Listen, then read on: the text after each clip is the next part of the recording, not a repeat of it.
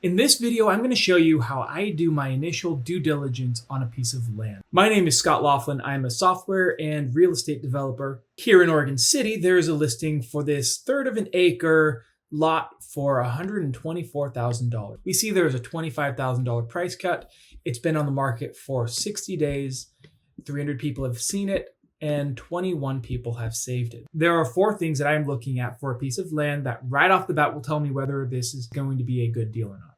That's zoning, utilities, hazard overlay, natural resource overlay. Let's take a look at this property here for those 4 aspects.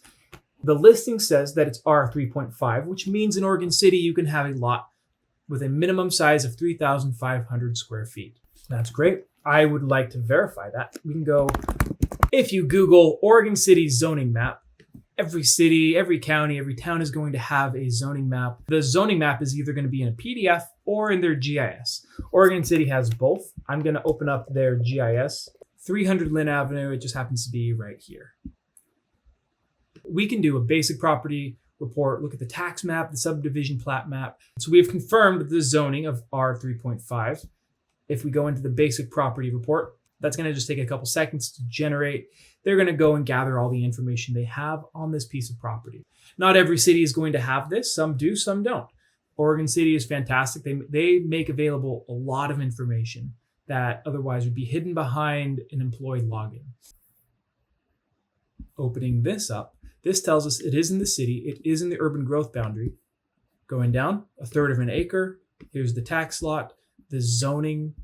We have our neighborhood association. The tax value is $330,000. We have all of our different overlays that are in Oregon City.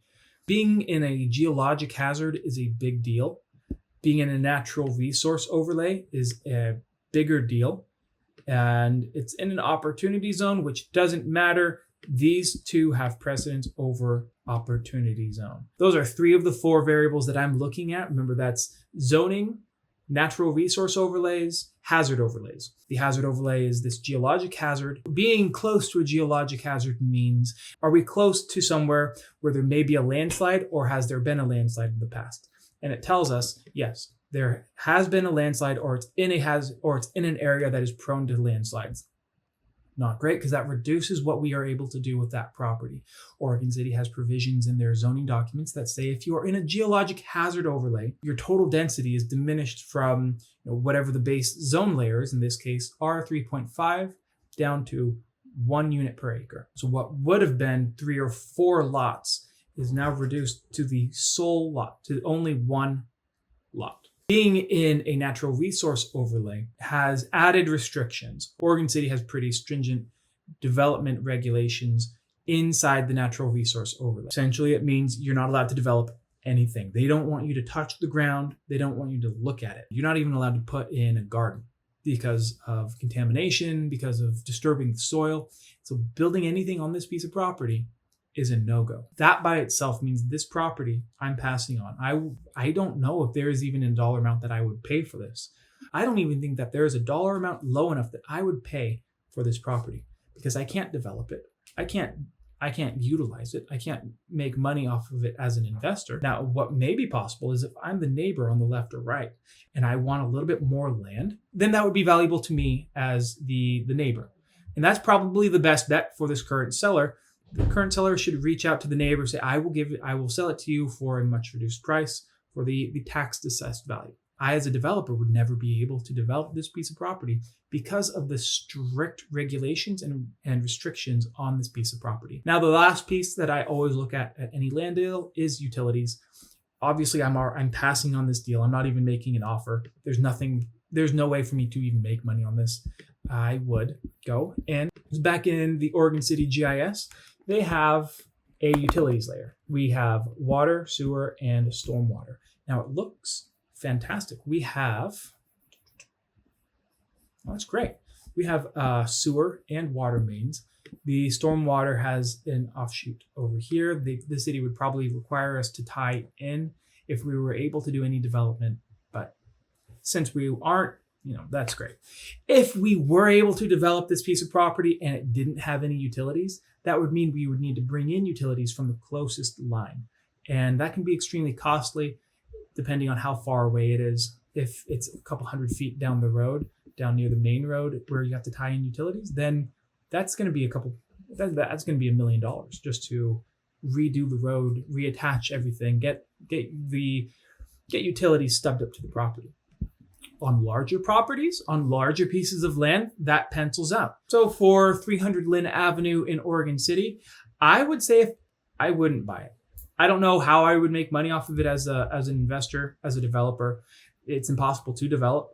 It's too small for a land bank. Somebody out of state might see this and say, I can do something with this, not knowing how to do the diligence. And so they buy it for $125,000, end up not being able to build on it. That is exactly what we see here. You can see the story of this piece of property through the sale history. Back in 2004, it was sold for $30,000. Somebody bought it in 2010 for $90,000. They realized they can't do anything on it, so they sold it. Somebody didn't do the due diligence and they sold it for $53,000 in 2017. They did the diligence, realized they can't do anything on the property, and they listed it for sale for $150,000. Then there was a price cut, and that is where we are today.